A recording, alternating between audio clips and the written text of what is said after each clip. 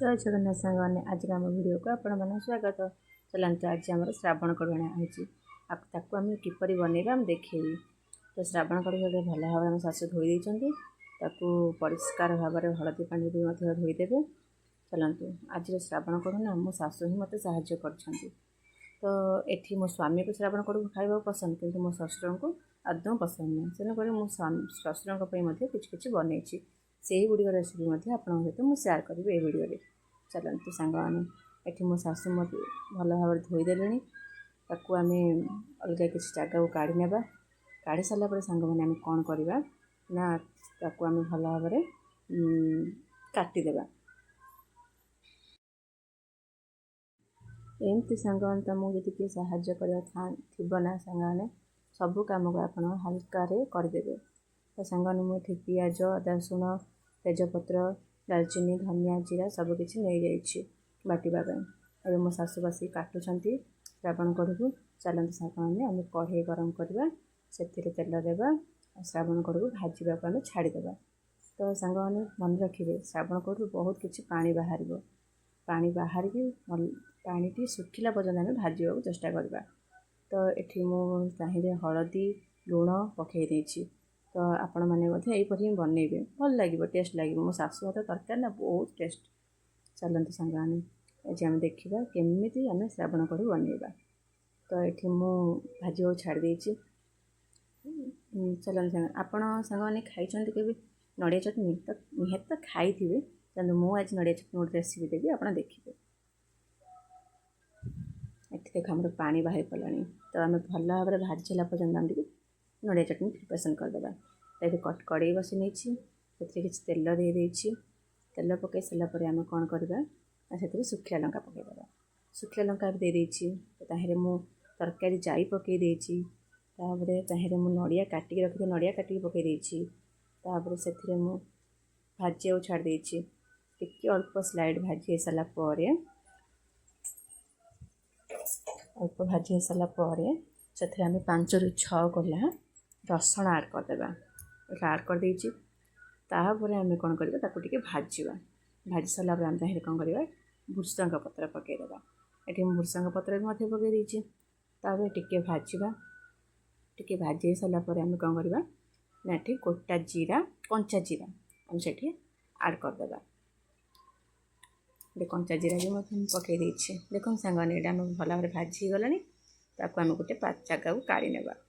काढ़ी सारे सेपटे मु नड़िया चटनी ठंडा हवा छाड़ी। ये मु कड़ई गरम कर तेल पकई सोरिष तेल पकई तेजपत्र पकई ये जीरा पकई सोरिष भी पकई। देखो सांगने भल भाव में फुटीगला। एबे आम कौन करवा ना कढ़ई रे गुंड मसला माने हलदी आउ लंका गुंड हलदी लंका गुंड जो तेल छाड़ दे ना कलरटा बहुत भल आसो। ये मुझे कौन करना काटिक रखिदेवा मसला को पकई मसला को आम भल भाव में भाजवा। चलो सांग देख बढ़िया भाव में भाजी दे आम शाशु आउ मसला को भल भाव भाजी सारापर से टमाटो पकईवा। मो शाशु ना बहुत बढ़िया माइंड लोक तांके खोला हृदय जहाँ भी कही दिखती सागे सागे भूली जाती। देखते सांग आने ये मसला भल भाव में भाजी हो जाए से कि पानी टी पकईदेवा। जो जार आम मसला बाटे से जार धोई टी पानी पकईदेवा। पानी टी आम भल भाव में माने फुटी आसला टमाटो काटी रखिए टमाटो पकईदेवा। टमाटो ये आम कौन करवा ना मेल्ट होगा देवा। टमाटो मसलार कषी होगा छाड़ा। मसलार आम किसी लुण पकई लुणटा देखी चाहिए पकईबे कारण छतुरे आम पकईले मसलार पकईले तापर स्वाद अनुसार लुण देखिए आम पकईबे। ये देख आम चटनी ठंडा हो जाए गोटे बाटी चटनीटा को बाटिक आनी केमी लगे देखिए। लुण भी टी आड कर दे। चलो सांगने मु बाटिक आनी तो लेंबू चिपुड़ी गोटे गोटे फाड़ लेंबू आम पकईदेवा। देख आमर चटनी भी रेडी हो गला।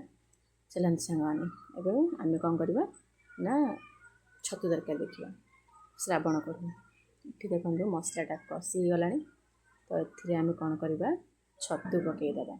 छतु ये आमर पक्का हो गला। ये छतुटा ना खावा को माने कंचड़ी टाइप माने काड़ू काड़ू टाइप लगे। तो सांगने ये आमर छतु कषिदेवा टे लाल अंश भी लगे छतुटा खाइबा मत पसंद टी एमती पसंद मु खुए कि टिके खुए। तो सांगने देखते ये आम मसला भल भाव कषि हो छतु मध्य पा टी आड करदे आपको आम छाड़देवा। ये सांगने पोटल गोटा पोटल आलू भाजा जाऊँ गैस लगाईगला कड़े बसा होगला एठी तेल पकाई पकाईगला तेल पर आम कौन करवा जीरा आ सोरिष फुटेदेवा। ये आम फुटी आसला जीरा सोरिष से आम कौन करवा कटा रखा पियाज पकईदेवा। पियाज पकई चलन सांगने एबे आम कौन करवा से बिरी जाई ऐड करवा। बिरी जाईर फ्लेवरटा बहुत भल लगे से टिके ऐड करदे। तो बिरी जाई और पियाज को भाजी होगा छाड़ा टिके कंचाड़िया भजा होगा से आम पोटल आलू को पकईदेवा। गोटा पोटल मझे टिके कट करते से लुण पकईदेवे। लुण ये आम पकाईगला स्वाद अनुसार से आम कौन करवा ना घोड़ी की छाड़देवा।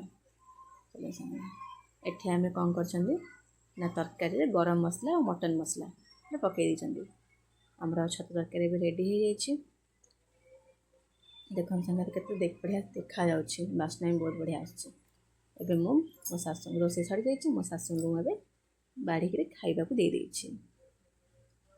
तो सांग मैंने मो शाशु मुहर देखिए केमती लगुच खाइबा देखिए कहे तो टेस्टी होती शाशु भी कही सारे भल लगुच बोली।